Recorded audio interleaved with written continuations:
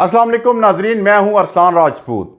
क्या इंसानियत मर चुकी है? क्या दुनिया इस वक्त भी खामोश रहेगी जब गजा में माएँ अपनी गोदों में बच्चों की लाशें उठा रही हैं? यह सिर्फ एक जंग नहीं, यह नस्ल कुशी है। यह जमीन पर जुल्म का सबसे बड़ा बाब है। अगर आज हमने आवाज ना उठाई तो कल तारीख हमसे सवाल करेगी कि जब इंसानियत का कत्ल हो रहा था तो तुम कहां थे? नाजरीन, वीडियो को आखिर तक देखें, लाइक करें, कमेंट करें और शेयर करें ताकि ये आवाज़ दुनिया के हर कोने में पहुंच सके। आपकी एक शेयर मासूम जानों के लिए उम्मीद बन सकती है। सबसे पहले हम बात करेंगे कि इस्राएली फौज ने एक दिन में 49 फ़लस्तीनियों को क्यों शहीद किया। गजा में मौत का बाजार गर्म है। इस्राएली फौज ने एक ही दिन में 49 फ़लस्तीनियों को शहीद कर दिया। ये लोग कहां थे? ये लोग ना हथियार उठाए हुए थे, ना किसी फौजी बेस में छुपे थे। इनमें 17 ऐसे मजलूम शामिल थे जो सिर्फ इमदाद के इंतजार में खड़े थे। खुराक, पानी और दवाई की उम्मीद लिए वो लाइन में लगे हुए थे, लेकिन उन पर गोलियां बरसाई गईं। यह कोई हादसा नहीं, ये एक मंसूबा बंद कत्ल है जिसका मकसद खौफ फैलाना और बाकी बच जाने वाले फ़लस्तीनियों को पैगाम देना कि ज़िंदगी की कोई ज़मानत नहीं। नाजरीन, अब हम बात करेंगे कि गजा में शोहदा की तादाद कहां तक पहुंच गई है। ये अदाद शुमार दिल दहला लेने वाले हैं। फ़लस्तीनी वजारत सेहत के मुताबिक अब तक गजा में 61,827 लोग शहीद किए जा चुके हैं। जी हाँ, आपने सही सुना, 61,000 जिंदगियां ख़त्म कर देगी।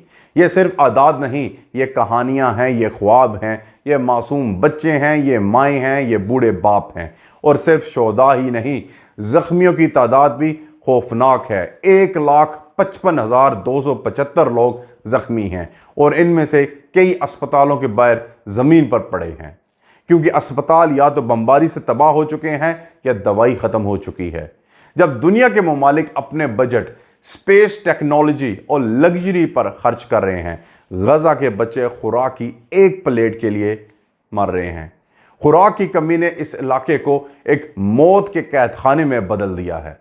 सिर्फ पिछले चंद हफ्तों में खुराक की कमी से शहीद होने वाले फ़लस्तीनियों की तादाद 240 हो चुकी है। ये वो लोग हैं जो किसी मिसाइल का निशाना नहीं बने, बल्कि भूख ने उनकी जान ली। सोचें, एक बच्चा जो रोता है उसकी माँ उसे तसल्ली देने के लिए कुछ नहीं दे सकती सवाए आंसुओं के।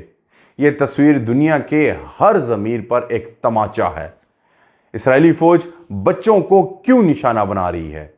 ये सवाल हर इंसान को सोचने पर मजबूर करता है कि क्या यह जंग है या बच्चों के खिलाफ मुहिम। हाल ही में बरतानी शरियाती के मुताबिक, एक रिपोर्ट के मुताबिक, जिसने इस्राएली फौज के हकीकी चेहरे को दुनिया के सामने बेनकाब कर दिया। रिपोर्ट के मुताबिक इस्राएली फौज ने मासूम बच्चों को जानबूझकर निशाना बनाया। ये इल्ज़ामात नहीं बल्कि मुस्तनद शवाहिद पर मबनी हकाइक हैं। इस्राएली फौज की बर्बरियत का यह हाल है कि उन्होंने 160 बच्चों को गोली मारकर शहीद किया। इन केसेस में से 95 बच्चों को सर या सीने में गोली मारी गई। ये कोई अंधी गोलियां नहीं थी बल्कि बराह रास्त निशाना बनाया गया। और सबसे ज़्यादा दिल दहला देने वाली बात यह है कि ये सब बच्चे 12 साल से कम उम्र के थे। क्या कोई बता सकता है कि ये बच्चे किस जुर्म में मारे गए? ये सब अदाद शुमार एक दिन या एक महीने की कहानी नहीं, जुलाई 2025 तक के वाक़यात पर मुश्तमिल है। यानी ये बरसों से जारी एक मंसूबा बंद नस्ल कुशी है।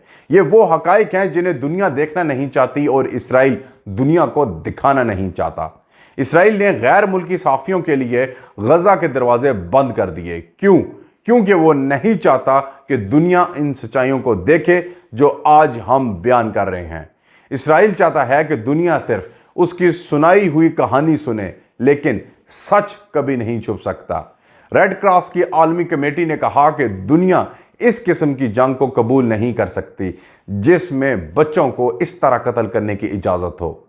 लेकिन सवाल यह है कि क्या दुनिया वाकई ही कबूल नहीं कर रही? क्योंकि अगर कबूल नहीं कर रही होती तो आज इसराइल का हाथ रोका जा चुका होता। गजा में अस्पताल आज इलाज नहीं कर रहे बल्कि डेड बॉडी संभाल रहे हैं। ऑपरेशन थिएटर मलबे में बदल चुके हैं, दवाइयां खत्म हो चुकी हैं और जख्मियों को फर्श पर लिटाकर मौत का इंतजार कराया जा रहा है। कुछ जख्मी अपनी आखिरी सांसें ले रहे हैं और उनके पास पानी तक नहीं है। एक मां अपनी गोद में बच्चे की लाश उठाए बैठी है। वो दुनिया से पूछ रही है, मेरा बच्चा किस जुर्म में मारा गया, लेकिन कोई जवाब नहीं देता। एक बच्ची जिसने बमबारी में अपने वालिदैन खो दिए अब मलबे पे बैठी रो रही है। ये वो कहानियां हैं जो मगरबी मीडिया नहीं दिखाता। अब इन हालात में आलमी अदालत इंसाफ कहां है? आलमी अदालत इंसाफ में इसराइल के खिलाफ केसेस मौजूद हैं, लेकिन फैसले क्यों नहीं होते? क्यों इसराइल को सजा नहीं मिलती? क्योंकि आलमी सियासत में ताकतवर हमेशा बच निकलता है। इसराइल दुनिया को यह बावर कराता है कि वो दिफा कर रहा है, लेकिन दिफा का मतलब मासूम बच्चों को गोली मारना नहीं। इसराइली मीडिया पर कत्ल को दहशतगर्दी के खिलाफ कार्रवाई करार देता है और दुनिया ये झूठ खरीद लेती है। सबसे अहम सवाल कि मगरबी ममालिक असला क्यों भेज रहे हैं? अमेरिका और यूरोपीय ममालिक इसराइल को जदीद तरीन असला फराम कर रहे हैं, बम, ड्रोन, टैंक, ये सब कुछ।